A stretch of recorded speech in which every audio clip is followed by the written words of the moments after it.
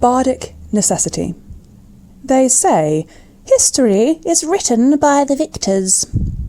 But that bitter elixir is spilling down my chin, while I spit my poetry through a manic grin. I will not drink their version in.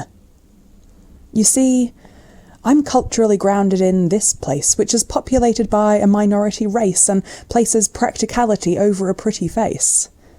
This is a Gaelic nation. The significance of that probably needs some explanation. It means we've seen invaders come and go. We've absorbed our foreign foes who make trade agreements. Let them play with foreign money. We'll be tending tatties, herring, and our beautiful, disease-free honey.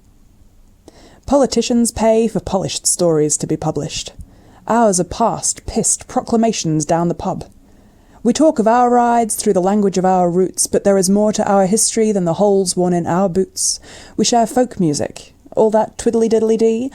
Our children can sing their ancestors' stories before yours have learned to read your sponsored spin about how this world got to be in the state that it's in.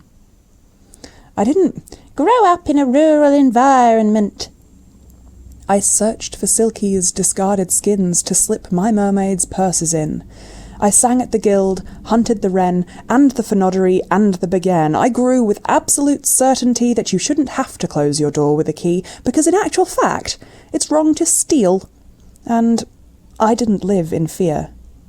Poetry to me wasn't dead on the page. It was Hiawatha's rhythms. It was Blake's deciduous rage. It was lost loves and lessons from heroes imparted and a way to bring back all our dearly departed. It was bleeding and breathing, stamping and screaming, all the stories our ancestors passed through the heart. The word epic has become somewhat corrupted in recent times, misapplied to mediocre, meaningless tat. It's time to take the meaning back. Life imitates art, imitates life, imitates art. Everyday heroes unwritten are absorbed into the mudslick of the past. Overridden roughshod by common villainy. We document crimes, but not valour or courtesy. These modern-day role models are manufactured faux figurines, images projected onto ever larger screens, chosen for marketability, for merchandise, for compliance. Our folk heroes, though, are famous for defiance. Overcoming expectations, beating the odds of chance, unearthed millennia later, perfectly preserved in poetry and dance.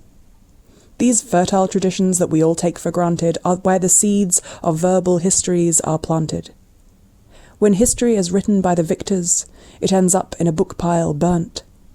When it is written instead by the artists, it's heart-taken and can't be unlearnt.